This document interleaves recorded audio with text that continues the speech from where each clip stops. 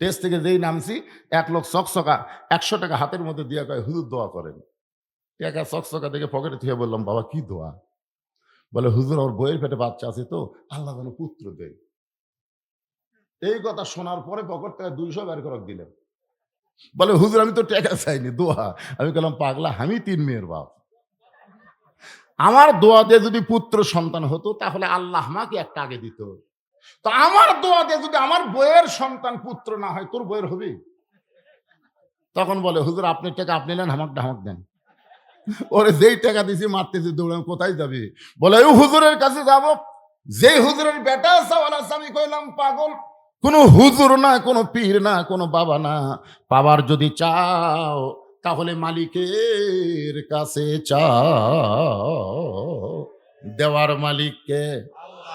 রাখাল বলে, "পথিক, সত্যিই যদি আল্লাহর হস্তে উঠে এক পেয়ালা দুধ চাও তাহলে এখান থেকে মালিকের বাড়ি হলো ১০ মাইল দূরে। ওই মালিকের বাড়ির দরজা দিয়ে বলো, মালিক তোমার রাখাল উট আর দুম্বা চড়ায়, তুমি মালিক যদি হুকুম দাও তাহলে রাখাল আল্লাহর হস্তে উঠে এক পেয়ালা দুধ দিবে।" ওমর ফারুক বলতেছে, "রাখাল ভাই, এত কষ্ট করে মালিকের বাড়ি যাওয়ার দরকার নাই, বরং তোমাকে ২টা টাকা দিলাম, এই ২টা টাকার বিনিময়ে তুমি উঠে এক পেয়ালা দুধ দাও।" রাখাল বলে, "ফতিক রে, তুমি কি হযরত ওমরকে চেনো?" সুবহানাল্লাহ খান। রাখাল হযরত ওমরকে বলতেছে, "পথিক, তুমি কি হযরত ওমরকে চিনো? যদি হযরত ওমরকে চিনতা তাহলে এরকম বেসাইদা প্রস্তাব তুমি দিবার পারতা না। ওমরের গুপ্ত বাহিনী যদি দূর থেকে দেখ পারবাই, তুমি আমাকে ২ টাকা ঘুষ দিছ, আর মালিক বাদ দিয়ে তোমাকে উটের এক পেয়ালা দুধ দিলাম, তাহলে তোমাকেও ধরবে আমাকেও ধরবে। এ বুড়া বয়সে কি তুমি ধরা পড়বার চাও?" ওমর ফারুক বলেন, "রাখাল ভাই, তাহলে চলো পাহাড়ের গুহার মধ্যে যাই, ওই গুহার মধ্যে গিয়া তোমাকে গোপনে ২ টাকা দিব, তুমি গোপনে ওটের এক পেয়ালা দুধ দিবা, তাহলে উমরের গুপ্ত বাহিনীও দেখতে পাবে না, তোমার মালিকও জানতে পারবে না।" রাখাল চিল্লায় বলে, "তুমি ভণ্ড, তুমি ভণ্ড, তুমি ভণ্ড!" ওমর ফারুক বলে, "রাখাল, আমার মধ্যে ভণ্ডামির কি দেখলা?" রাখাল বলে, "পথিক, যখন দুনিয়ার কেউ দেখতে পায় না, ওমরের গুপ্ত বাহিনীও জানতে পারে না, তখন রাখালের আল্লাহ দেখতে পায়।" ওমর ফারুক এক দৌড় পাহাড়ের পাদদেশে গিয়ে ২ রাকাত নামাজ পড়ে বলতেছে, "আল্লাহ, তোমার কোরআন এত সুন্দর, তোমার কোরআন যখন দুনিয়াতে চালু থাকে তখন একজন মুমিন মাত্রই বিশ্বাস করবে, কেউ না দেখলো আল্লাহ দেখতেছে।" ধরে কোন কথা ঠিক কি না? পুলিশ লাগে না, র‍্যাব লাগে না ভাই, কেউ না দেখে, কে দেখে? আল্লাহ। তোমার কোরআন এত সুন্দর, আমি এতক্ষণ পর্যন্ত রাখাল দেখি নাই আল্লাহ, রাখালের মধ্যে তোমার কোটা কোরআন দেখতে পাই। এই বলে হযরত ওমর শুকরিয়া তান যখন আল্লাহর কাছে কাঁদতেছে। কার কাছে? এটা কিসের কান্না? খুশির কান্না। আল্লাহর কোরআন দেখেছে, রাখাল দেখে নাই। রাখালের ভিতর আল্লাহর কোরআন দেখে খুশি হয়ে যখন কাঁদতেছে, এমন সময় রাখাল পিছনে এসে বলে, "যতই কান্দো, উটের দুধ তোমাকে দিবার পারলাম না।" ওমর ফারুক বলে, "রাখাল ভাই, উটের দুধের কোনো দরকার নাই, আমি শুধু তোমার কাছে জানতে চাই, না দেখা আল্লাহকে কলিজার মধ্যে জায়গা দিয়ে আল্লাহর কোরআন অনুযায়ী চলতেছো, এর বিনিময়ে তোমার চাহিদা কি?" আপনারা বলেন তো, আল্লামা সাইদি হুজুর ৫০ বছর কোরআনের হক তাফসীর করলো, ১৩ বছর অন্যায়ভাবে তাকে জেলখানায় বন্দী করলো, এরপরে জেলখানা থেকে হাসপাতাল নিয়ে গিয়ে তাকে হত্যা করলো। আল্লামা সাইদি হুজুরের চাহিদা কি? কথা কয় না। একটা চাহিদা, আপনাদের একটা চাহিদা আছে না নাই? আর আপনাদের বাড়ি ঘর আছে না নাই? আপনাদের ল্যাপ তোশক আছে না নাই? তাহলে শীতের মধ্যে ল্যাপ তোশক বাদ দেন, বাড়ি ঘর বাদ দেন, এই খেয়ের মধ্যে বসে কোরআনের সূরা মুলকের তাফসীর শুনতেছেন, আপনাদের চাহিদা কি?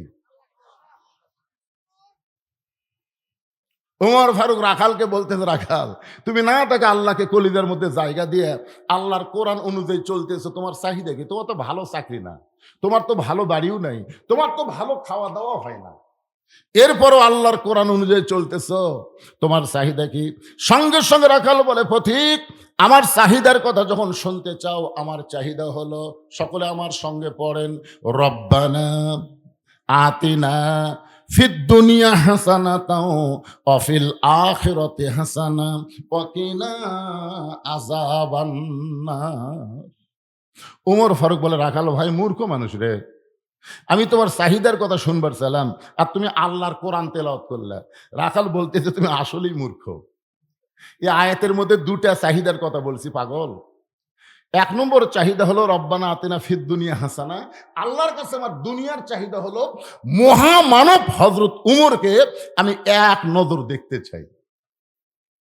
হুজুর আসেনি, হুজুর আসেনি, এখন আওয়ামী লীগ ঠেলা মারতেছে জামাত, আর একটু সামনে যা ভাই, কারণ তোর পাশে আমরা নামাজ পড়বো, তো একটু সামনে যা।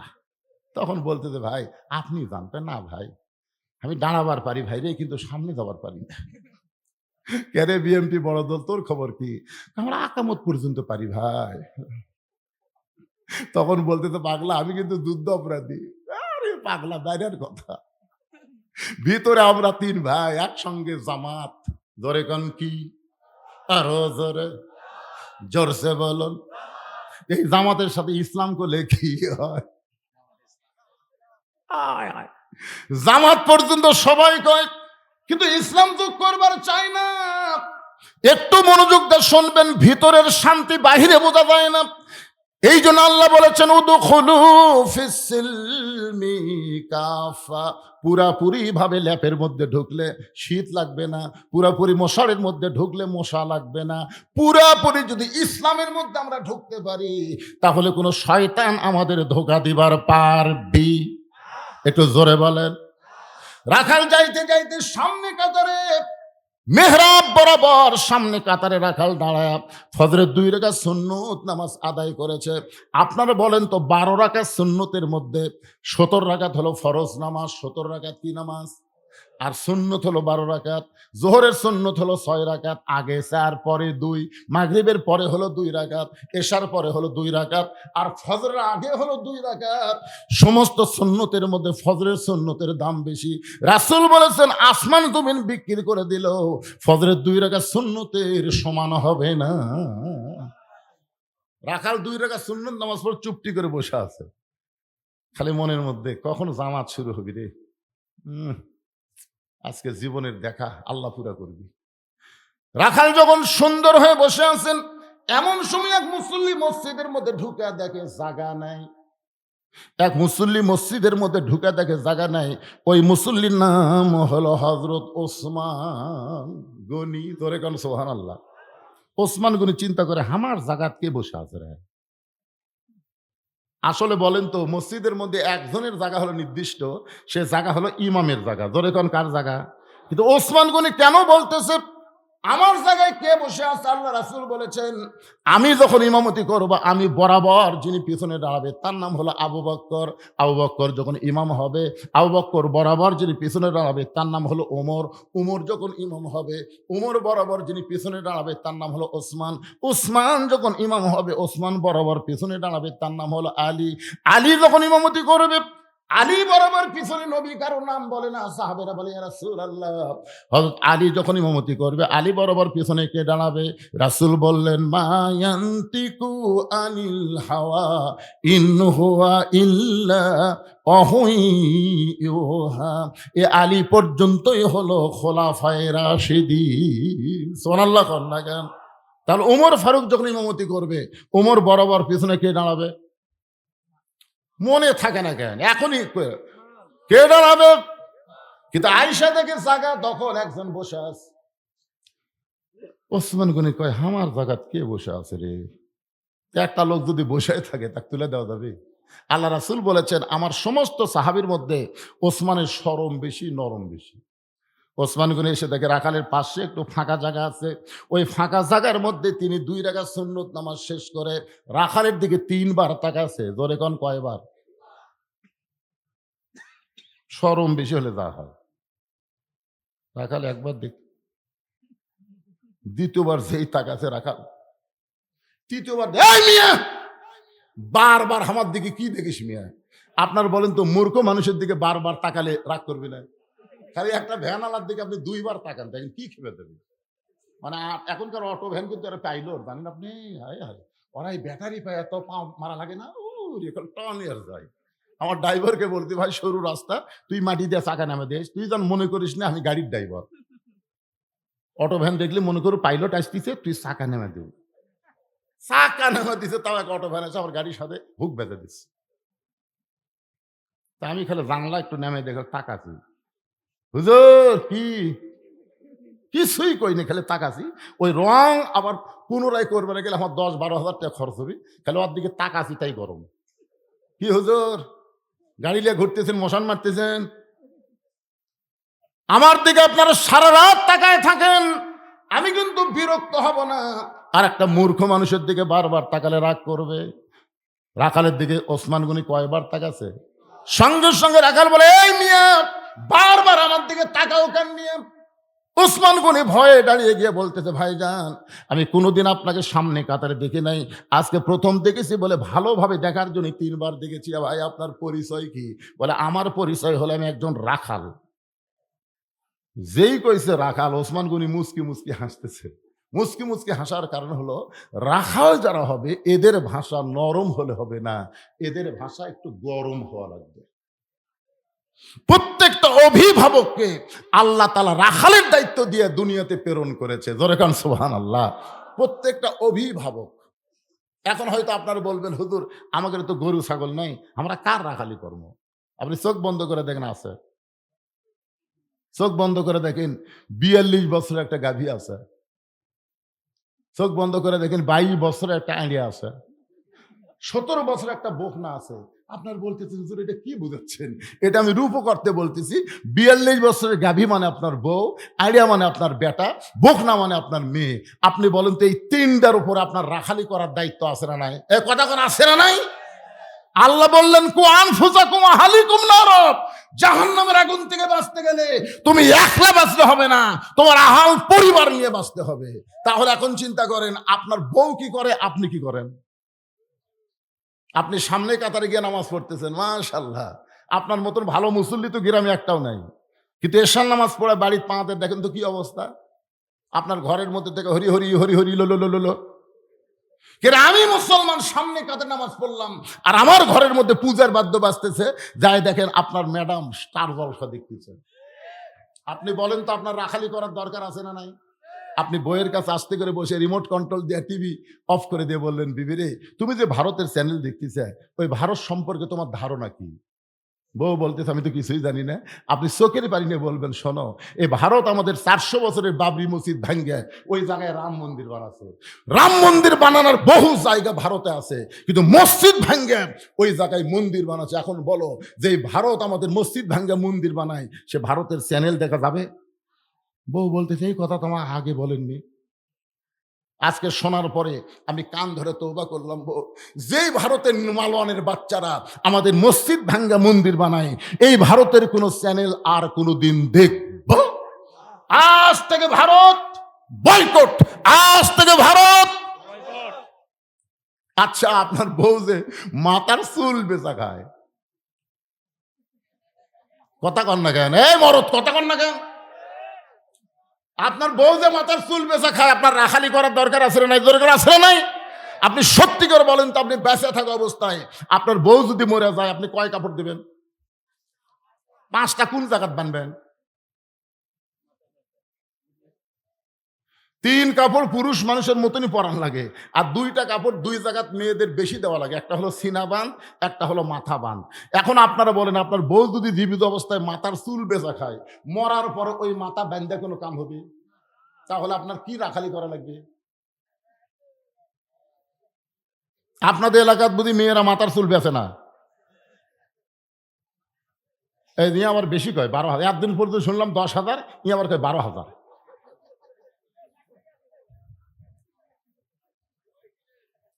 চিন্তা করেন, আপনার বাড়িতে একটা 17 বছরের মেয়ে আছে, এই মেয়েটার উপর আপনার রাখালি করার দরকার আছে না নাই? আল্লাহ নবী ফাতেমার ঘরের মধ্যে ঢিকা দেখেন, ফাতেমা তখন 9 বছরের মেয়ে। ধরে কোন কয় বছর? 9 বছরের মেয়ে, হাতের মধ্যে চুরি দিয়ে মুসকি মুসকি হাসতেছে। 9 বছরের একটা ছোট্ট মেয়ে হাতের মধ্যে চুরি দিয়ে মুসকি মুসকি হাসে। আল্লাহ নবী আর ঘরের মধ্যে ঢুকলেন না, নবী বাহিরে আসলেন। ফাতেমা চমকে গেল, যেই বাবা ঘরের মধ্যে ঢুকে আমাকে মা মা বলে আদর করে, আর সেই বাবা ঘরে না ঢুকে কি করে? বারান্দায় গিয়ে দেখে নবীর 2 চোখ দিয়ে দর দর করে পানি পড়তেছে। ফাতেমা হাঁটু গেড়ে বসে বাবার সামনে বললেন, বাবা, আপনি এইভাবে কেন কাঁদতেছেন? রাসূল বলে, ফাতেমা যে দুনিয়াতে সাজবে মা, আল্লাহ তার আখিরাতের সাজ কমায়া দিবে। শুধু এতটুকু কথা বলার সঙ্গে সঙ্গে ফাতেমা হাতের দূরে চুরি খুলে মাটি ফাইলা দেয়। নবী দৌড়ে গিয়ে চুরি দুইটা করে যখন পকেটের মধ্যে ঢোকায়, ফাতেমা বলে, বাবা যেই চুরি হাতে দেওয়ার কারণে আপনি ঘরে ঢুকলেন না, আপনি বারান্দায় কাঁদতেছিলেন, সেই চুরি ফাইলা দিলাম, আপনি পকেটের মধ্যে কেন ঢুকালেন? রাসূল বলে, ফাতেমা রে, আয় আয়, তুই আমার কাছে আয়। 9 বছরের মেয়ে কাতে নিয়ে আল্লাহ নবী হাতে একটা চুমু দিয়ে বললেন, ফাতেমা একদিন তোর নাকে নাক ফুল পরায় দিব, একদিন তোর কানে কানের দুল পরায় দিব, একদিন তোর গলাত মালা পরায় দিব। ফাতেমা বললেন, কবে কবে? আল্লাহ নবী বললেন, যেদিন তোমার বিবাহ হবে। ও ফাতেমা, মেয়েরা কেবল মাত্র এক ব্যক্তির জন্য সাজতে পারবে, সেই ব্যক্তি হলো তার স্বামী। আপনি কোনোদিন আপনার মেয়েকে বুঝাইছেন?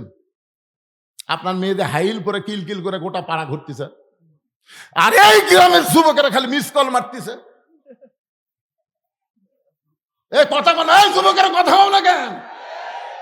প্রত্যেকটা বাবা বিয়ে দেওয়ার আগ পর্যন্ত তার নিজের মেয়েদের উপর রাখালি করার দরকার আছে না নাই? আপনার 22 বছরের ছেলে, 22 বছরের ছেলে কি করতেছে? আপনি তো একলা একলা ফজরের নামাজ সামনে কাতারে পড়তেছেন, ব্যাটার খবর কি? ব্যাটার খবর কি? আপনি নামাজ পড়েন, এই ঠান্ডার মধ্যে উজু করে আপনি বাপ নামাজ পড়েন, আর বেটা ল্যাবের মধ্যে ঘুম পাড়ে। আপনি মনে করছেন যে আমি বাবা জান্নাতে যাবো, এত সহজ না। বেটাকে সঙ্গে করে নামাজে নিয়ে যাওয়া লাগবে, 7 বছর থেকে নামাজের তালিম দেওয়া লাগবে, 10 বছর থেকে। আরো জোরে বলেন। আপনার ছেলের উপর রাখালি করছেন? আজকে যদি আপনার ছেলের উপর রাখালি করতেন। ওসমান গনি মুচকি মুচকি হাসতেছে, কিছুক্ষণ পরে বসে বলতেছে, ভাইজান কোনোদিন আপনাকে সামনে কাতারে দেখি নাই, আজকে দেখতে যে প্রথম সামনে কাতারে, আপনার নিয়ত কি? রাখাল বলতেছে, আমি বারান্দায় নামাজ পড়ি। আমি বারান্দায় নামাজ পড়ে আজকে সামনে কাতারে আসার কারণ হলো শুধুমাত্র এক নজর দেখার জন্যে। আমার সারা জীবনের সাধনা আমি একটা নজর দেখতে চাই। আজকে দেখা হলে আমি কষ্ট করে এই জায়গাতে আর কোনোদিনও আসবো না ভাই। ওসমান গনি বলতেছে, ভাইজান আজকে আপনার দেখা হবে, তার গ্যারান্টি কি? রাখাল বলতেছে, গ্যারান্টি মানে? আমার সব ভালো তো। ওসমান গনি বলতেছে, ভাইজান আমি কয়েক বছর হলে সামনে কাতার নামাজ পড়ি, এখন পর্যন্ত আমার ভাগ্যে দেখা হয়নি। ওসমান গনি যাকে দেখার জন্য সামনে কাতার নামাজ পড়ে, তিনি হলেন নামাজের মালিক আল্লাহ। ধরে খান সুবহানাল্লাহ। আর রাখাল যাকে দেখার জন্য সামনে কাতারে আইছে, তিনি কে? উমর না, তিনি হলেন আল্লাহ ওয়ালা। তিনি কি? আল্লাহর সাথে যার সম্পর্ক, তিনি তো আল্লাহওয়ালা, বাগুনওয়ালা, তরকারিওয়ালা, কাপড়ওয়ালা, মাছওয়ালা, আল্লাহওয়ালা। রাখাল বলতেছে, এত বছর হলে সামনে কাতারে নামাজ পড়ে, এখন পর্যন্ত তোমার দেখা হলো না, আমার দিকে একবার তাকাও তো। ওসমান গনি যে রাখালের দিকে তাকাইছে, রাখাল লোক লে চোখের কাছে যায়,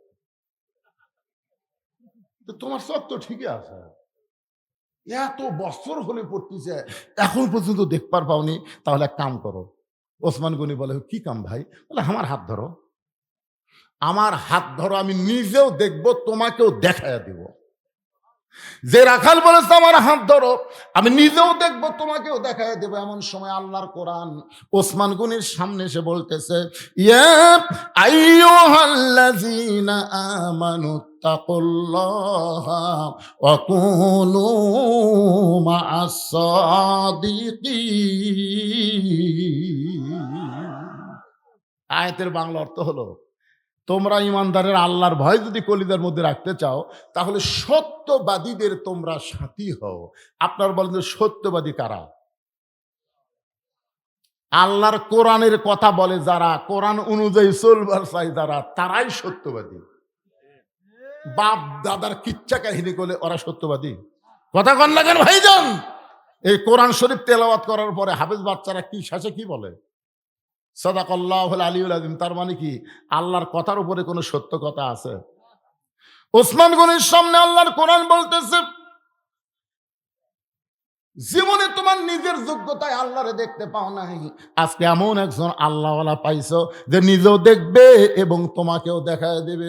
ওসমান গনি মহব্বত করে লোকটার ডান হাত ধরলেন, ধরে কান সুবহানাল্লাহ, আর বারবারে বলতেছেন আল্লাহ নিজের যোগ্যতাই তোমাকে পাইনি দেখতে, আজকে এমন একজন আল্লাহওয়ালা পাইছি আল্লাহ যে নিজেও দেখবে এবং আমাকেও দেখায় দিবে। এখন বলেন তো, যে ওসমান গনি রাখালের হাতটা ধরে বসে আছে, সেই ওসমান গনিটা কে?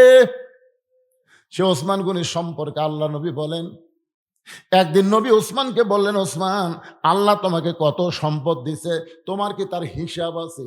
ওসমান গনি বলে, ইয়া রাসূলুল্লাহ, যেদিন থেকে সামর্থ্যবানের উপরে যাকাত ফরজ হয়ে গেছে সেদিন থেকে তো সম্পদের হিসাব রাখাই লাগবে। রাসূল বললেন, তাহলে তোমার হিসাবের নমুনাটা কি? ওসমান গনি বলতেছে, ইয়া রাসূলুল্লাহ, আল্লাহ আমাকে যত সম্পদ দিছে, এই সম্পদগুলো যদি আমি গুদামের মধ্যে রাখি, ওই গুদামে তালা দিয়ে ওই গুদামের চাবি টানতে একটা উট হিমশিম খায়।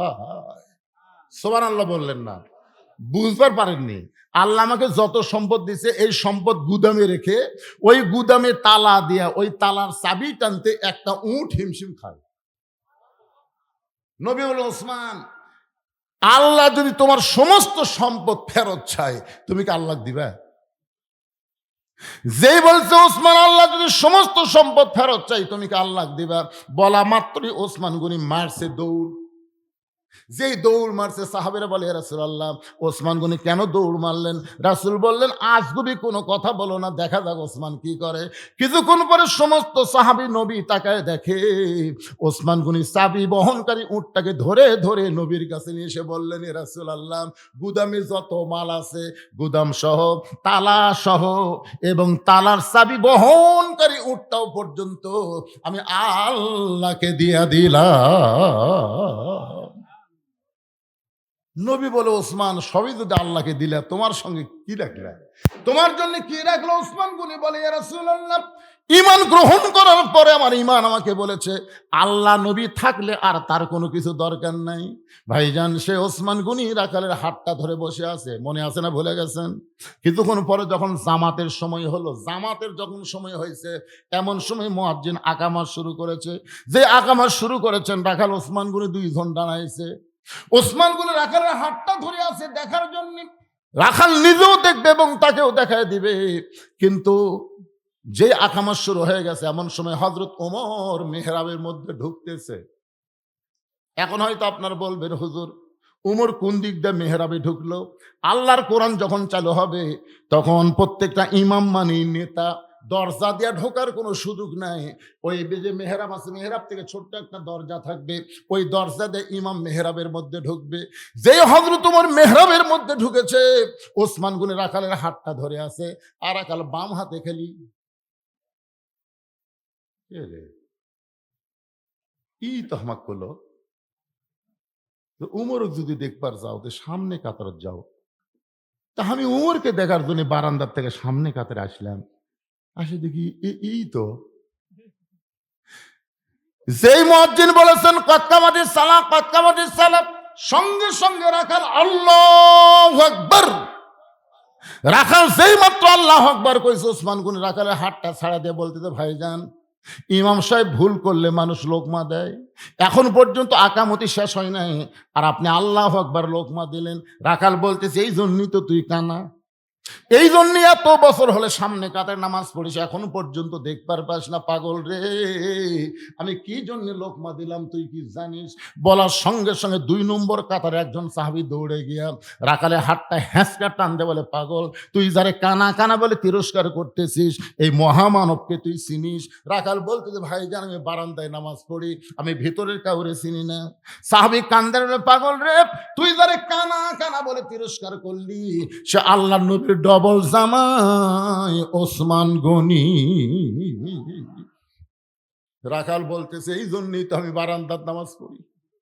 এই জন্যে ভিতরে ঢোকার সাহস পাই না, কারণ ভিতর নবীর দামি দামি সাহাবী, এই দামি দামির মধ্যে আমি রাখাল কেমনে ঢুকবো? কিন্তু ওই পথিক আমার সর্বনাশ করছে। ওমর ফারুকের দিকে আঙ্গুল তুলে বলতেছে, ওই পথিক আমার সর্বনাশ করেছে। ওই পথিক আমারে কইছে, ওমরকে যদি দেখবার চাও তাহলে সামনে কাতারে নামাজ পড়বে, মেহরাবের দিকে তাকায় দেখবা, যেই মানুষটা ইমামতি করবে সেই মানুষটি হযরত ওমর। আমার সারা জীবনের সাধনা একটা বার শুধু হযরত ওমরকে আমি দেখতে চাই, শুধুমাত্র ওমরকে দেখতেছে। ওই প্রতীককেই যদি মেহরাবের মধ্যে দেখতে পাই, এখন তোমরাই বলো তো, আমার লোকমা দেওয়া ছাড়া তো উপায় নাই। আমি আল্লাহু আকবার লোকমা দিয়া ওই প্রতীককে মেহরাব থেকে সরাই দিব, ওই জায়গায় হযরত ওমরকে আমি এক নজর দেখতে চাই। সঙ্গে সঙ্গে হাজার হাজার মুসল্লি কান্না শুরু করেছে। রাকাল চিল্লায় বলে, আল্লাহ, বারান্দায় নামাজ পড়া ভালো, এই ভিতরে কেন কান্দাকান্দি শুরু হয়ে গেল? সাহাবী বলে, ওসমান গনি বলতে দে ভাইজান, ভিতরে কান্দাকান্দি শুরু হওয়ার কারণ হলো তুমি যারে পথিক পথিক বলতেছো তিনি হলেন হযরত ওমর। গাছের গোড়া কাটলে গাছটা যেমন পড়ে যায়, রাখাল মেহরাবের মধ্যে পড়ে গিয়া কাটা মুরগির মতন ছটফট করে বলতেছে, আমির আল মুমিনিন, আমি আপনাকে তওবা পড়াইছি, আমি আপনারে মুনাফিক কইছি, আমি আপনারে ভণ্ড কইছি, এত কথা বলেছি গো আমি রধম রাখালকে, আপনি কিছুই বলেন নাই। সঙ্গে সঙ্গে সমস্ত সাহাবেরা চিল্লায় বলে, কে রে, কারে তওবা পড়াইছে, কারে মুনাফিক কইছে, কারে ভণ্ড কইছে, কে রে, কোন দিক দিয়ে মসজিদের মধ্যে ঢুকলো? সমস্ত সাহাবেরা যখন চিল্লা চিল্লি শুরু করেছে, এমন সময় হযরত ওমর আল্লাহর কোরআন থেকে তেলাওয়াত করতেছেন, আতিউল্লাহ ওয়া আতিউর রাসূল ওয়া উলিল আমরি মিনকুম। আল্লাহর আনুগত্য যদি করো, নবীকে যদি অনুসরণ করো, আমি যে তোমাদের আমির, আমাকে যদি তোমরা মানো, তাহলে আল্লাহর হস্তে সবাই একটু জবান বন্ধ করো। সবাই যখন জবান বন্ধ করেছে, ওমর ফারুক শাহাদত আঙ্গুলি তুলে বললেন, আমাকে তওবা পড়াইছে, আমারে মুনাফিক কইছে, আমারে ভণ্ড কইছে, অবশ্যই এর বিচার হবে, অবশ্যই।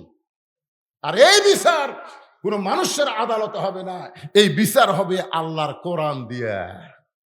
তোমরা কারা কারা কোরআনের আল্লাহর বিচার দেখতে চাও? সমস্ত সাহাবেরা বললেন, আমরা দেখবার চাই। ওমর ফারুক বললেন, এই বিচারটা দেখবার গেলে আগে নামাজ, কারণ আকামত যখন হয়ে গেছে তখন আগে বিচার না আগে নামাজ। এই কথা কোন, আগে বিচার না আগে নামাজ? নামাজের পরে যে আমাকে তওবা পড়াইছে, যে আমারে মুনাফিক কইছে, আমারে ভণ্ড কইছে, এর বিচার হবে আল্লাহর কোরআন দিয়া। ধরে কোন কি দিয়া? তাহলে নামাজের পরে ওমর ফারুকের বিচার দেখবে সমস্ত সাহাবেরা হাত তুলেছে, আপনার কি দেখবেন? আমি 5 মিনিট পরেই আল্লাহর কোরআন দিয়ে একটা বিচার আপনাকে দেখাবো। এটা হাসিনার বিচার না, বিচার কার? কারা কারা দেখবেন? আল্লাহকে একটু দুই হাত তুলে দেখেন। যারা ডানে আছে আপনারা হাত তোলেন, টান টান করে তোলেন তো, লিল্লাহি তাকবীর, হাত নামান। আজকে এখানে শুধু আমরা ওয়াজ শুনতে আসি নাই, আল্লাহর কোরআনকে আমরা বাস্তব দেখতে চাই। জোরে কোন কথা ঠিক কিনা? কয়েকদিন পরে ইনশাআল্লাহ, ইনশাআল্লাহ চেষ্টা করলে দেখা যাবে না, দেখা যাবে না। ফজরের নামাজ হযরত ওমর পড়াবেন 2 রাকাত, আমি সময় নিছি মাত্র 5 মিনিট। জোরে কোন কয় মিনিট? এই 5 মিনিটের জন্য আল্লাহর কোরআনকে ভালোবেসে আপনাদের কাছে মাহফিল কমিটির ছেলেরা ব্যাগ নিয়ে যাবে। আল্লাহর রাস্তায় কোরআনকে ভালোবেসে 100, 500, 1000, 200, 10, 20, 50, যিনি যা পারবেন মন খুলে দান করবেন। সবাই মনে করবেন হতে পারে আমার জীবনের শেষ দান, শেষ দান মনে করে আপনারা যদি দেন। ব্যাগ না, ভিতরে ঢোকো বাবা, ভিতরে ঢোকো, ব্যাগ না ঢোকো। কেউ যদি মনে করে হুজুর ব্যাগের মধ্যে আমি 500, 1000 দিব না, একটু আপনার হাতে দিবার চাই। এখানে অনেক অতিথি আছে, তাদের কাছে ব্যাগ লেখা হবে না, তো তারা আমার হাতে দিবে 5000, 10,000, 20,000, যিনি যা পারবেন। এই 5 মিনিটের মধ্যেই আদায় কমপ্লিট করে আমরা দেখব আল্লাহর কোরআনের বিচার কেমন। নিজের চোখে দেখবো না ভাইজান? এখন এই মুরব্বি উঠলো কেন? এতক্ষণ বসে থাকে, এখন উঠলো কেন? না টেকা দিবার আসলে তল দেবার কে গেল? ও সারা জীবনকে তল দেয় যাওয়া লাগবে রে। না না, কি মনে করতেছেন এখান থেকে বাড়ি যাওয়ার গ্যারান্টি আছে? তাহলে আপনি চোরের মতন যাচ্ছেন কেন? আপনি দিবার পারেন না, বসে থাকেন, 2 হাত তুলছেন আল্লাহর কোরআনের বিচার দেখার জন্য, আপনি না দেখে চলে যাচ্ছেন। তার মানে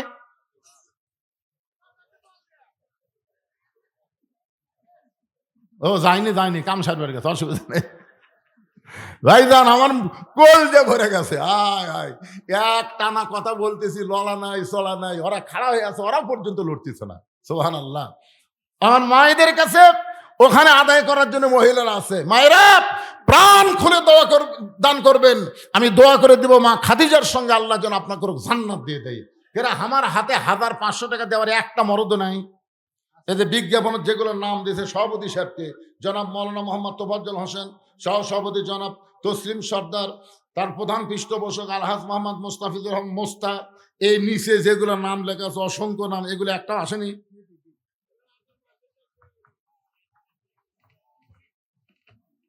আমার হাতে দেওয়ার জন্য নাকি অনেক বলে টাকা নিয়ে আসেন, দেন তো ভাই দেন। আপনাদের মধ্যে একটা লোক 500 টাকা লোট আমার হাতে দিয়ে ধরবেন, আমি দোয়া করে দেবো আল্লাহর কাছে। এই দেখেন দেখেন, মাশাআল্লাহ মাশাআল্লাহ। আল্লাহ, তোমার একজন তরুণ যুবক বান্দা আল্লাহর কোরআনকে ভালোবেসে, ছেলেরা তো গান বাজনা করে নাই, কোরআনের তাফসির মাহফিল করেছে। লিয়াবলুয়াকুম আইয়ুকুম আহসানু আমালা, সূরা মুলকের 2 আয়াতের আলোচনা চলতেছে। ভাইজান দাও, বাবা দাও। আব্বার জন্য দোয়া চাইয়া আব্দুল করিম 500 টাকা দান করেছে। আল্লাহ বাবার কবরকে জান্নাতের টুকরা বানায় দেন, আল্লাহুম্মা আমিন। পারসন কি আপনার নাম? আপনি তো তোফাজ্জল হোসেন। আল্লাহ 500 টাকা দান করেছে, আল্লাহ কবুল। অসুস্থ বাবা, অসুস্থ সুস্থতার জন্য দোয়া চাই, আল্লাহ বাবাকে পরিপূর্ণ সুস্থতা দান করেন, আল্লাহুম্মা আমিন। আল্লাহ তোমার একজন বান্দা 100 টাকা দান করছে। ভাই এই খালি টোপলার আদায়, ব্যাগের আদায় হয়ে গেলি আমার আবার আলোচনা চলে আসবে ইনশাআল্লাহ। প্যাকেটের মধ্যে দান করছে, আবার কি সব লেগেছে, এলা লেখা সিরিজ আর সব শেষ। দোয়া চেয়েছিস, ঠিক আছে, দোয়া করবো ইনশাল্লাহ। খুবই দুষ্ট ছেলে, খুবই দুষ্ট। আরে পাগলা, সিজার করা বাচ্চা, দোয়া দেয়া ভালো হবে? ও ভালো করবার গেলে মোবাইল চালু করে দেওয়া লাগবে। আমার দোয়া দেয়া খাওয়া আছে, দোয়ার দিন শেষ। মিটুর ভাগ্নি একজন মা আমার এই কোরআনকে ভালোবেসে 1000 টাকা দান করেছে। আল্লাহ তার দানকে কবুল করেন, আল্লাহ নেক নিয়ত। আপনারা মাহফিল যেন নষ্ট না হয়, ওটা বসা করবেন না। আপনি উঠে গেলে আপনার দেখা দেখি যত লোক উঠবে, সমস্ত লোক ওটার পাপ আল্লাহ আপনার কান্দর দিয়ে দেবে। তুই উঠলি কেন? বক্তা আল্লাহর কোরআনের বিচার দেখবে, তোরাও দেখবে, হাত তুললি। সাহাবীরা পর্যন্ত দেখবার চাই, ওমর ফারুক নামাজের পরে দেখাবে, আর আপনার না দেখে উঠবেন কেন? হ্যাঁ, আল্লাহর হস্তে দেন, সবাই দেন, আসেন। 500, 1000, 2000 টাকা। এখানে এতগুলো অতিথি আছে, একটা অতিথিও চেতে না রে। এর কাছে তাকে টাকা লিছে না লিবে? লিছে, ও লিয়ে লিছে, সেগুলো করবেন না। আল্লাহর একজন বান্দা 500 টাকা দান করেছে। আল্লাহ যে নিয়তে দান করলো, আল্লাহ তার নেক নিয়ত নেকাশা কবুল করেন, আল্লাহুম্মা আমিন। এখানে আমন্ত্রিত অতিথির মধ্যে মোহাম্মদ নুরুল হোসেন, উনি আছেন। মোহাম্মদ তাহেরুল ইসলাম, মোহাম্মদ আসাব্বর হোসেন, আসাব্বর, মোহাম্মদ সোনা সরকার, কি নাম রে, সোনা রে, সুজন মিয়া, এগুলো আছে। এখানে কে আছে এখন দেখেন, কে আছে?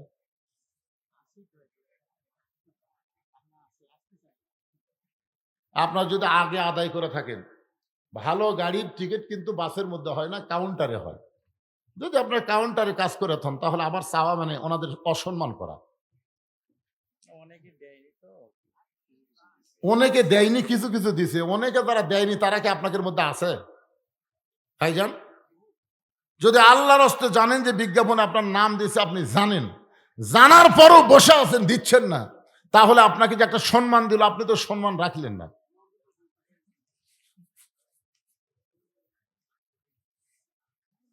এই মাহফিল কমিটির ছেলেরা কোথায়? এই যারাই মাহফিল করেছে, এই যুবকেরা কোথায় গেল?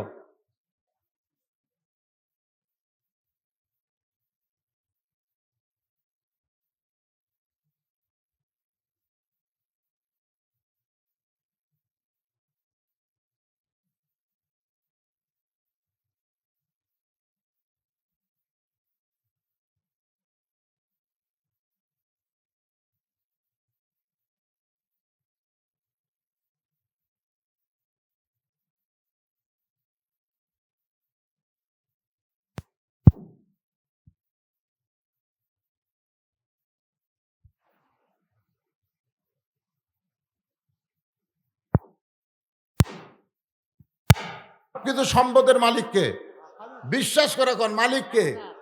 তাহলে সে আল্লাহর কোরআনের জন্য চাওয়া হচ্ছে, দিতে আপত্তি করতেছেন কেন?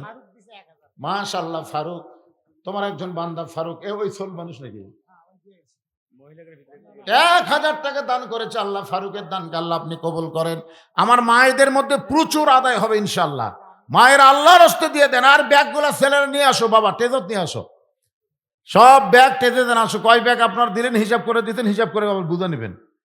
বর্তমান সময় খুব ভালো না, বুঝলেন না? অনেক জায়গায় 30 ব্যাগ দিয়েছে, 25টা পাওয়া যায়, 5টা উঠে যায়। এখানে যেন এরকম না হয়। ইয়াবা বাবা কত কি চলতেছে এখন। ছেলেরা শোনেন, ছেলেদেরকে যদি ভালো রাখতে চান, ইসলামী আন্দোলনের কর্মী বানানোর চেষ্টা করেন। জোরে কর কথা ঠিক করে ভাইজান। যখন কর্মীর মধ্যে ঢুকবে তখন ইচ্ছা মতো চলতে পারবে না, রিপোর্ট দিয়ে চলতে হবে।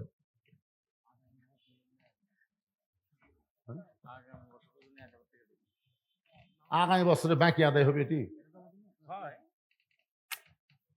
বাকি আদায় করে পরে তুলবার যা বিপদ পড়বে। তাহলে কাগজ কলমই নাই তো, আগামী বছরের জন্য 1000 টাকা দিবে। এখন আগামী বছর আমরা এবারই চাচ্ছি, দেন 1000 লাগবে না, 500 দিয়ে দেন। এবার দিছে মাশাল্লাহ, এবার দিয়ে দিছি ইনশাল্লাহ। এই ব্যাগগুলা দেন, সব ব্যাগ পাচ্ছেন মাশাল্লাহ। ব্যাগও তো অনেকগুলো টাকা আছে, টাকা আছে মাশাল্লাহ, টাকা আছে বারে, আছে আছে।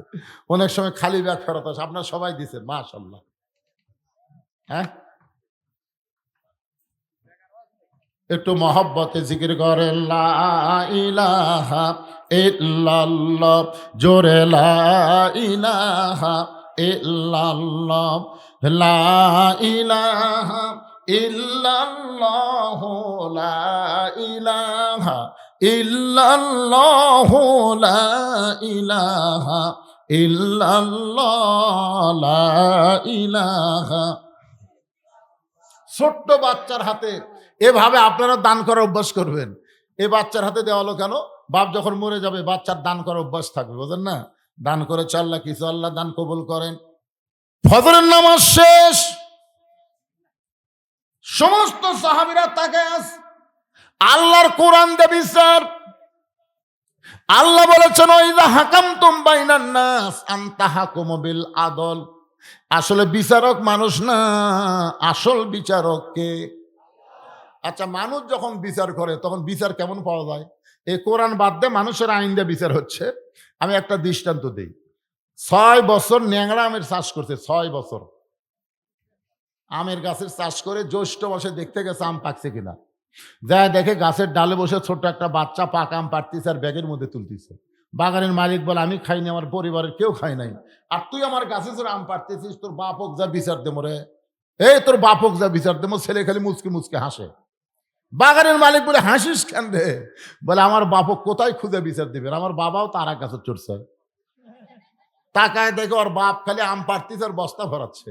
গাছের নিচে বসে কান্দের, বলে আল্লাহ বিচার দিব কার কাছে? বেটাও চোর, বাপেও চোর। আপনার বলেন তো হাসিনার আমলে বাংলাদেশে বিচার ছিল? একতক্ষণ ছিল। ভালো মানুষগুলো জেলখানায় আর খারাপ মানুষগুলো করে জামিন দিছে। ভাই, কোরআনের পাখি সবচাইতে ভালো মানুষ, যার হাতে হাজার হাজার বিধর্মী ইসলাম ধর্ম গ্রহণ করেছে, যিনি একাধারে 50 বছর কোরআনের হক তাফসীর করছে, সেই মানুষটাকে বিনা অপরাধে জেলখানায় রাখছে। কথা কোন ঠিক কিনা? এইগুলো বিচার ছিল না। বিচারকেরাও চোর, চোরও চোর, বিচারকও চোর। মুরগি চোরাকে ধরে মেম্বারের কাছে নিয়ে যাচ্ছে। সব মেম্বারের কাছে গেলে তো সেরকম বিচার হবে। মুরগি চোরা খালি মুসকে মুসকে হাসে। হাসিস করে আমি করি মুরগি চোর, মেম্বার করে গম চোর। আমরা তো চোরে চোরে মাছতে তো ভাই, তো চেয়ারম্যানের কাছে নিয়ে যাবো রে। মেম্বার যদি গম চোর করে চেয়ারম্যান আরো চোরে হাসে। জোরে হাসিস কেন? মেম্বার করে মনে মনে, চেয়ারম্যান করে টনে টনে। কোথায় যাবেন? এই জন্য আল্লাহ বলেছেন, আল্লাহর কোরআনের পক্ষে যারা থাকবে, এই কোরআনের নীতিকে যারা গ্রহণ করবে, এই কোরআন নিয়ে বাংলাদেশ যারা শাসন করতে চাবে, নিজের শাসন না, আল্লাহর আইন আর সৎ লোকের শাসন। জোরে গান সুবহানাল্লাহ। ওয়াইযা হাকামতুম বাইনান নাস আন তাহকুমু বিল আদল। ওমর ফারুক এক টানে ওই রাখালকে তুলে, সমস্ত সাহাবীরা তাকায় দেখে যে উমর রাস্তাতে গেলে শয়তান 40 দিন যায় না। সেই উমর রাখালকে বুকের মধ্যে নিয়ে কপালে একটা চুমা খায়। সমস্ত সাহাবীরা বলে আমির আল মুমিনিন, বিচারের নামে আপনি এটা কি করলেন? আমরা তো মনে করেছিলাম যে আপনাকে তওবা পড়াইছে, যে আপনাকে মুনাফিক কইছে, যে আপনাকে ভণ্ড কইছে, সেই মানুষটা আপনার সামনে, আপনি তাকে বিচার না করে আপনি বুকের মধ্যে নিয়ে তাকে চুমু দিলেন কেন? ওমর ফারুক বলেন, সাহাবীরা রে, যতদিন আমি সাহাবী ছিলাম ততদিন আমি গরম ছিলাম, আর যেদিন থেকে খলিফার দায়িত্ব পাইছি সেদিন থেকে আমি সব চাইতে আল্লাহর কোরআনের জন্য নরম হয়ে গেছি। সুবহানাল্লাহ কর না। হ্যাঁ, কোরআন দিয়ে যখন নেতৃত্ব দিবে, নেতা হওয়ার আগে তারা গরম থাকতে পারে, কিন্তু দায়িত্ব পাওয়ার পরে তারা আর গরম থাকবে না। আজকে আমাদের বাংলাদেশে দেখবেন নেতারা ভোটের আগে নরম হয়। কি নরম, গরিবের বন্ধু, সমাজসেবক, জনদরদি, হায় হায়। গাড়ি থামে, নেতা গাড়ির থেকে নেমে ফকিরক সালাম দেয়, আসসালামু আলাইকুম চাচা, কেমন আছেন চাচা? ফকির খেলে চারিদিকে মাথা ঘুরাই বলে, বাবা কাক সালাম দিলে? আপনাকে দিলাম তো, আমি ভিক্ষা করে খাই। ভোটের আগে আমার মতন লরম মানুষ কেউ নেই চাচা, আপনিও যা হামু তাই। ভোট পেয়ে যখন নেতা হবে, নেতার সারেগান্দি থাকবে না, নেতা থাকবে ঢাকায়। মাঝে মধ্যে নেতা এলাকা বেড়াবার আসবে, চামচার অত্যাচারে নেতার কাছে যাওয়া যাবে না। জোরে কর কথা ঠিক না? কিন্তু হযরত ওমর যখন আল্লাহর কোরআন দিয়ে রাষ্ট্র চালাই, তিনি কেমন নরম ছিলেন, ছোট্ট একটা দৃষ্টান্ত দেয় আপনাদেরকে। গভীর রাত্রে মদিনার অলি গলি ঘুরতে গিয়ে দেখতে পায় মরুভূমির ভিতরে তাঁবু টাঙ্গানো। ওই তাঁবুর মধ্যে দুইটা বাচ্চা খালি মা মা বলে কাঁদতেছে, আর বলে, মা তাড়াতাড়ি খাবার দাও, ক্ষুধা লাগছে, মা খাবার দাও। ওমর ফারুক তাকায় দেখে তাঁবুর মধ্যে একটা পাতিলে রান্না হচ্ছে, আগুন জ্বলতেছে, রান্না হচ্ছে। মা বলতেছে, বাবা গোশত সিদ্ধ হলেই তোমাদের খাবার দিব। ওমর ফারুক চিন্তায় পড়ে গেলেন, উটের গোশত হলে বড় জোরে 1 ঘন্টা লাগবে, দুম্বার গোশত হলে 8 ঘন্টা লাগবে, কিন্তু এত গভীর রাত হয়ে যায়, এখন পর্যন্ত গোশত সিদ্ধ হয় না। এটা কেমন মা? মার অন্তরে কি সন্তানের কোনো দয়া নেই? তিনি নিকটে গিয়ে লোকমা দিয়ে বললেন, মা তোমার 2টা সন্তান ক্ষুধার জ্বালায় কান্দে, এখন পর্যন্ত তোমার গোশত সিদ্ধ হয় না। মেয়েটা বলে, পথিক, আমার বাড়ি হলো ইয়ামিন দেশে, আমার বাড়ি হলো ইয়ামিন দেশে। আমি শুনতে পাইলাম মদিনার খলিফা অত্যন্ত ভালো মানুষ, হযরত ওমর অত্যন্ত ভালো মানুষ। আমার 2টা এতিম বাচ্চাকে নিয়ে বিকেলবেলা ওমরের দরবারে ঢুকবার চাইছিলাম, কিন্তু এত মানুষের ভিড়, আমি ওমরের দরবারে ঢুকতে পারি নাই। আমি নিয়ত করেছি আগামীকাল সকালবেলা ওমরের দরবারে যাব আমার 2টা এতিম বাচ্চাকে নিয়ে। এখন রাতের বেলা কি করব? মরুভূমির মধ্যে তাঁবু টাঙ্গায়া আমার 2টা বাচ্চাকে বুকের মধ্যে নিয়ে ঘুম পাড়তে চাই, কিন্তু 2টা বাচ্চার এত খিদে লাগছে, এরা খিদার জ্বালায় বারবার যখন কান্দে, শুধুমাত্র মিথ্যা সান্ত্বনা দেওয়ার জন্য পাতিলে পানি আর পাথর দিয়ে আমি আগুন লাগাই বলতেছি, বাবা গোশত সিদ্ধ হলেই তোমাদের খাবার দেব। আমার সান্ত্বনার কথা শুনতে শুনতে এরা ঘুমায় যাবে, কিন্তু এদের এত বেশি ক্ষুধা হয়েছে, ওদের চোখে ঘুম ধরতেছে না। প্রতিগ্রে আমার মনে হয় সকাল পর্যন্ত আমার সন্তান 2টা বাঁচবে না। ওমর ফারুক বললেন, মা ওই মিথ্যা সান্ত্বনা না দিয়ে তুমি 2টা সন্তানকে বুকের মধ্যে নিয়ে একটু ধৈর্য ধরো মা। এক দৌড়ে বাইতুল মালের দরজায় আসলাম, একটা আটার বস্তা আমার মাথায় উঠে দে। চাকর আসলাম বলে, আমির আল মুমিনিন বস্তা কোথায় নেওয়া লাগবে আমারে হুকুম দেন। ওমর ফারুক বলে, আসলাম রে, একজনের পাপের বোঝা আর একজন মাথায় নেবে না, দে আমার মাথায় উঠায় দে। ওমর ফারুকের মাথায় যখন বস্তা তুলে দেওয়া হলো, ওমর ফারুক এত জোরে দৌড়াইতেছে, পিছন দিক থেকে আসলাম বলে, আমির আল মুমিনিন আপনি বস্তার ওজন নিয়ে দৌড়াতে গেলে পড়ে যাবেন, আপনার কষ্ট হবে। ওমর ফারুক বলে, আসলাম সময় মতো যদি জায়গায় পৌঁছতে না পারি, তাহলে জাহান্নামের আগুনে আল্লাহ ওমরকে পুড়ায় ফেলবে।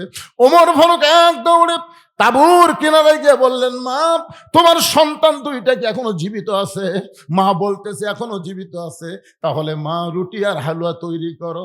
এবার মা রুটি হালুয়া তৈরি করে ওমরের হাতে যখন দেয়, ওমর ফারুক 2টা সন্তানকে 2 উড়াতে বসায়া দিয়া রুটি হালুয়া যখন মুখের মধ্যে দেয়, বাচ্চা 2টা কান্দে। ওমর ফারুকের চোখের দিকে তাকায়, চোখ দিয়ে দর দর করে পানি পড়তেছে। এরা চোখের পানি মুছে দিয়ে বলে, কে গো আপনি? বাবার দরদ দিয়ে আমাদেরকে রুটি হালুয়া খাওয়াইতেছেন, এরপর আপনি এমন করে কেন কাঁদতেছেন? ওমর ফারুক বলতেছে, আল্লাহ এই অধমকে জাহান্নামের আগুন থেকে তুমি হেফাজত করো। মেয়েটা বলতেছে, কে গো পথিক, তুমি এমন করে কেন জাহান্নাম থেকে বাঁচতে চাও? আল্লাহ ওমরকে মদিনার খলিফা না বানায় তোমার যদি মদিনার খলিফা বানাইতো, এই মদিনা যেন আল্লাহর জান্নাত হয়ে যেত। তার মানে কি বুঝলেন? যে ওমর রাস্তাতে গেলে শয়তান 40 দিন যায় না, আর সেই ওমর যখন খলিফা হয়ে গেছে, সেই ওমরের আর কোনো গরম নাই। ওমর ফারুক নরম হইয়া রাখালকে এক টানে বুকের মধ্যে নিয়ে কপালে একটা চুমাতে বলেন, সাহাবীরা রে, রাখালের এত কথা হজম করার পিছনে একটাই মাত্র কারণ, আমি রাখালকে দেখি নাই, রাখালের ভিতরে আমার আল্লাহর কোরআন দেখা যায়। এখান থেকে প্রমাণ হয়ে গেল এই কোরআন শুধু শোনার কিতাব না, এই কোরআন হলো বাস্তবে গ্রহণ করার কিতাব। এই কোরআনকে যদি আমরা গ্রহণ করতে চাই, তাহলে শুধু কোরআনের মঞ্চে রাখলে হবে না, এই কোরআনকে সংসদে নিয়ে যাওয়া লাগবে। জোরে কোন কথা ঠিক কি না? আল কোরআনের আলো, কোরআন হাদিস যেখানে, দুনিয়ার মুসলমান, আল্লাহ বলেছেন তোমাদেরকে পরীক্ষা করা হবে, আইয়ুকুম আহসানু আমালা, সুন্দর আমল। সুন্দর আমল কি? সুন্দর আমল করতে গেলে সুন্দর পরিবেশ লাগবে না? কথা কোন লাগবে কি লাগবে না? সুন্দর পরিবেশ তৈরি করতে গেলে সুন্দর একটা সমাজ লাগবে না? সুন্দর একটা সমাজ তৈরি করতে গেলে সুন্দর একটা রাষ্ট্র দরকার আছে না নাই? সুন্দর একটা রাষ্ট্র তৈরি করতে গেলে মানুষের সংবিধান দিয়ে হবে না, আল্লাহর কোরআনের সংবিধান লাগবে। আমরা সেই কোরআন অনুযায়ী যেন চলতে পারি, চলার চেষ্টা করি। আল্লাহ যেন আমাদের তৌফিক দেয়। সকলে বলে আল্লাহুম্মা আমিন। আস্তাগফিরুল্লাহ আল্লাযী লা ইলাহা ইল্লা হুয়াল হাইয়ুল কাইয়্যুম ওয়া তুবু ইলাইহি। যারা দাঁড়িয়ে আছেন সবাই বসেন। ভাইজান, এই যে সভাপতি সাহেব মোনাজাত করে দিলেন, মোনাজাত করে দিলেন। আপনি কিছু বলবেন? কেন মানে শেষ? জি, আল্লাহুম্মা আমিন। আল্লাহুম্মা আনতাস সালাম ওয়া মিনকাস সালাম, তাবারাকতা ইয়া যাল জালালি ওয়াল ইকরাম। আয় আল্লাহ, তোমার বান্দারা কষ্ট করে মেহনত করে এত সুন্দর আয়োজন করেছে আল্লাহ। আজকের মাহফিল আমাদের সকলের হেদায়েতের জন্য, নাজাতের জন্য, জান্নাতের জন্য কবুল করে নাও। এই মাহফিলের শুরু থেকে শেষ পর্যন্ত যত আলোচনা হয়েছে আল্লাহ দাও, এর যে হাদিয়া মঞ্জুর করো সোনার মদিনায় নবী পাকের রওজা মোবারকে আল্লাহ কবুল করে নাও। তামাম আম্বিয়াই কেরাম, আসহাবে কেরাম, তামাম পৃথিবীর মাটির নিচে যত মুমিন মুমিনা শুয়ে আছে আল্লাহ সকল আরো আফরে হাদিয়া কবুল করো। আমরা যারা হাত তুলেছি সবাই পড়েন রব্বির হামহুমা কামা রব্বায়ানি সগীরা। বাপ মা যদি কবরে যায়, আজকের মাহফিলকে ওসিলা করে তাদের কবরকে জান্নাতের টুকরা বানায় দাও আল্লাহ। সবাই কিছু কিছু করে দান করেছে আল্লাহ, সব দানগুলোকে জান্নাতের বিনিময়ে কবুল করো আল্লাহ। রজব মাস আমরা নামাজ আদায় করব আল্লাহ, সেই নামাজের বিলটা সংসদের মাধ্যমে যেন পাশ হয়, এমন একটা পরিবেশ আমাদের বাংলাদেশে তুমি দান করে দাও আল্লাহ। যেই যুবকেরা কষ্ট করে মেহনত করে এত সুন্দর আয়োজন করেছে, এই যুবকদেরকে দোয়া করবেন, এই যুবকগুলোকে যেন আল্লাহ 5 ওয়াক্ত নামাজ হিসাবে কবুল করে নেয়। আজকের মাহফিলের সম্মানিত সভাপতি, সম্মানিত সহসভাপতি, প্রধান পৃষ্ঠপোষক, আজকের মাহফিলের সম্মানিত অতিথিবৃন্দ, বিশেষ করে সম্মানিত প্রধান অতিথি, বিশেষ অতিথি, আমন্ত্রিত অতিথিবৃন্দ, আল্লাহ সকলকেই তুমি কবুল করে নাও আল্লাহ। আমাদের সবাইকে মাফ করো, মা বোনদেরকে পর্দানিশা আবিদা সালেহা কবুল করে ফাতেমার চরিত্র দান করো আল্লাহ। আমি অসুস্থ, আমার মতো অসুস্থ অবস্থায় যারা হাত তুলেছে আল্লাহ সবাইকে সুস্থতার নিয়ামত দান করে দাও। কত মানুষের জানাজার নামাজ আমরা পড়েছি, এই 2 হাত দিয়ে কত কবরে আমরা মাটি দিয়েছি। একদিন আমরা সবাই দুনিয়া থেকে বিদায় নিব। বিদায় নেওয়ার পূর্ব মুহূর্তে আমাদের জবানে জারি করে দিও লা ইলাহা ইল্লাল্লাহু মুহাম্মাদুর রাসূলুল্লাহ সাল্লাল্লাহু আলাইহি ওয়াসাল্লাম।